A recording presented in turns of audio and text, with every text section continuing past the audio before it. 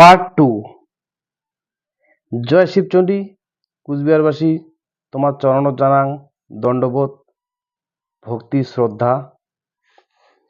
আজকে আলোচনা হবে আমরা এই 70 বছরে 75 বছরে জমিদারি জোরদার থাকে কেমন করিয়ে এত তাড়াতাড়ি নিঃস্ব হয়ে গেলাম, কেমন করি এই 70 75 বছরের মধ্যে আমরা জমিদারি সাওয়ালা নিঃস্ব হয়ে মাইয়া সাওয়ায় টোপলা বান্ধিয়ে জয়পুর ভুটান যাই। পার্ট ওয়ান দেখি নেন, পার্ট টু আজকে। সিপিএম গভর্নমেন্ট যখন প্রথম এটাকে না ক্ষমতায় আসিল পশ্চিমবঙ্গ, তখন আমার এটাকার জমিদার জোরদারগুলা কিন্তু সবল এবং খুব ক্ষমতাশীল এবং চারিপাশেই কোনো অভাব অনটন কোনো কিছুই ছিল না।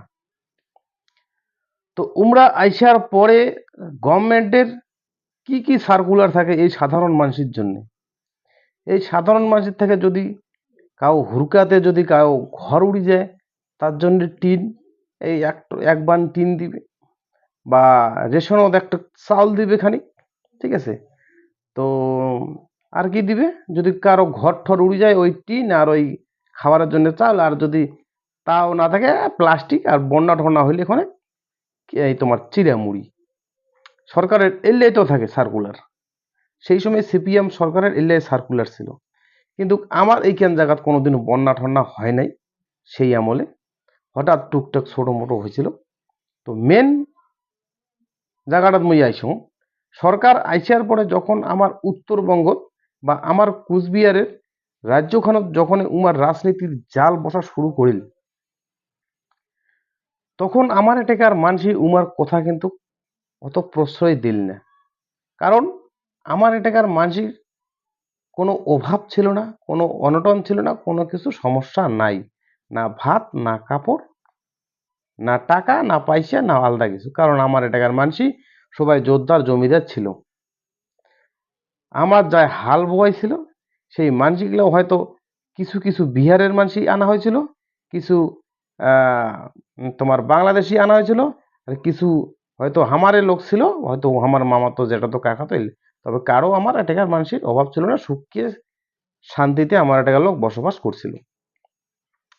তো এই লোকগুলা যদি তোমরা এলাকা কন যে তোমাকে টিন দিমো একবার আমার পিছনে আইসো, আমার সিপিএম এর ঝান্ডা ধরি কোয়া লিখবে ইনকিলাব জিন্দাবাদ, বামফ্রন্ট জিন্দাবাদ, সিপিআইএম জিন্দাবাদ, তাহলে কি সম্ভব? এটা কাউ শুনবে, কাউ যাবে? এটা কিন্তু যাবে না। তো আমরা ক্যালকুলেশন করিলে আর সিপিএম এর আমলে দেখেন তোমরা কত যে সার্ভে হয়েছে, মানে সার্ভে নষ্ট। আজকেও বলে সার্ভের লোক আছে, কালিও বলে সার্ভের লোক আছে। হ্যাঁ, বাড়ি বাড়ি লোক ঘুরে, বাড়িতে কয়জন এবং বাড়িতে কয়জন লোক আছে, পুরুষ কয়জন, মহিলা কয়জন, এবং জমি কতগুলা আপনার, এই সার্ভে কিন্তু ভাই হইছেই। আর কতবার যে হয় এই সার্ভে ঠিক নেই। হ্যাঁ, এই কথা, জমি আপনার কত বিঘা? জমি আমার আছে 100 বিঘা। কত জমি বিঘা? আমার আছে জমি 500 বিঘা। আচ্ছা, এই যে সমস্ত রিপোর্ট গভর্নমেন্ট নিয়েছিল, যে এটাকার মানুষের অসুবিধাটা কি, গোটা রাজ্যের মানুষ যখন আমার সিপিএম মানিছে এবং সিপিএম মানি নিছে, তার কারণ আমার উত্তরবঙ্গের মানুষের যে পরিস্থিতিটা ছিল সেই পশ্চিমবঙ্গের মানুষের পরিস্থিতিটা একদমই কিন্তু উলট পালট ছিল। আমার এটাকার মানুষের যে জমিদার যোদ্ধার মানুষ ছিল, আর কলকাতার মানুষের পরিস্থিতি কিন্তু অতটা ভালো ছিল না।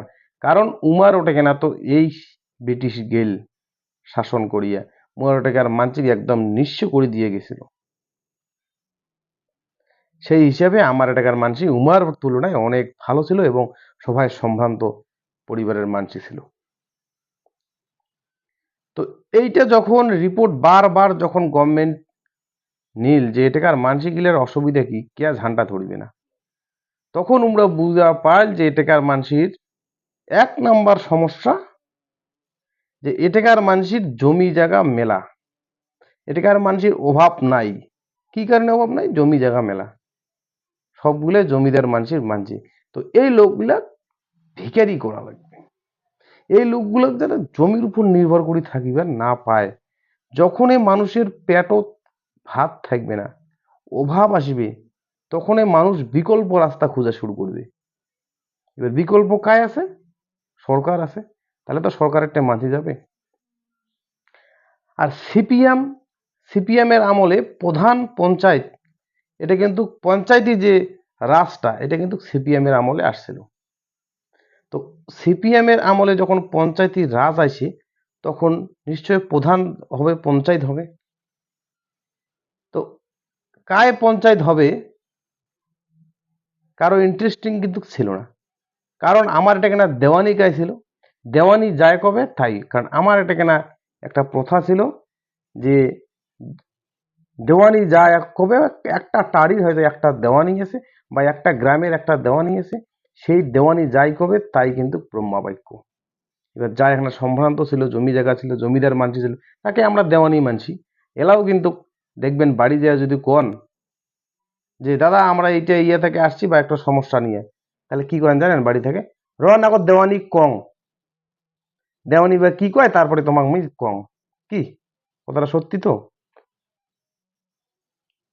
তো আমার এটা দেওয়ানি ছিল সর্বে সর্বা। তো তোমরা পঞ্চায়েত দাঁড়াও আর প্রধান দাঁড়াও, মানছি কিন্তু দেওয়ানি যদি ওদি। পঞ্চায়েতের কি ক্ষমতা আছে? একবার টিন দিবে, একটা রেশনের চাল দিবে, এইটাই ক্ষমতা। দেওয়ানির তো বিশাল ক্ষমতা, হাজার হাজার বিঘা জমি, কার কথা শুনিবে? দেওয়ানির কথা শুনিবে না তোমার পঞ্চায়েতের কথা শুনিবে? এই জন্যে সিপিএম সরকার একদম উটি পুড়ি লাগিল যে উত্তরবঙ্গের জমিদারি মানসিলাক সর্বশান্ত করা লাগবে, তাছাড়া উত্তরবঙ্গ রাজনীতি জাল বোনা যাবে না। এই রাজনীতির জালত যদি উত্তরবঙ্গের মানসিক নিঃস্ব করা যায়, তাহলে একমাত্র এই জালদিমাক ফাঁসা যাবে। তখন কি করিল? আমার যে জায়গা জমিগুলা আছে সব খাস করিল। আর যত উদ্বাস্তু হোক, রিফিউজি হোক, সেটা পাকিস্তানে হোক, বাংলাদেশি হোক, আর যেটাকারে হোক, আমার উত্তরবঙ্গ ঢুকিবার জন্য আমরা সুযোগ সুবিধা করে দিল সিপিএম সরকার। কারণ আমার যে জমিগুলা খাস করা শুরু করিল, কি আইনের দ্বারা যে খাস করছে আজও মুই কনফিউজ, আজকেও মুই জানো না কি আইনের দ্বারা যে আমরা খাস করছে। সারা ভারতবর্ষে কোনোটা জমি খাস হয় না, আমার উত্তরবঙ্গের জমি বলে খাস হয়ে গেল। এক একজনের নামে বলে, তাও 60 বিঘের উপরে জমি রাখা যাবে না। তাহলে ভাবির পান আমার এটাকার মানুষের কত জমি ছিল। 60 বিঘা যদি একটা লোকের নামে থাকে তাহলে খাস হবে না। তাহলে নিশ্চয়ই একটা ফ্যামিলির আগের দিনে দেখেন কমসে কম 7 জন 8 জন 10টা লোক ছিল একটা ফ্যামিলির, কিন্তু আগের ফ্যামিলিগুলো সবসময় বড় ছিল। তো 7টা লোক হলেও তো 6 7 42, 400 বিঘের উপরে জমি। তাহলে ভাবির বান যে কত বিঘা জমি ছিল, এটাকার মানুষের কত সম্পত্তি ছিল।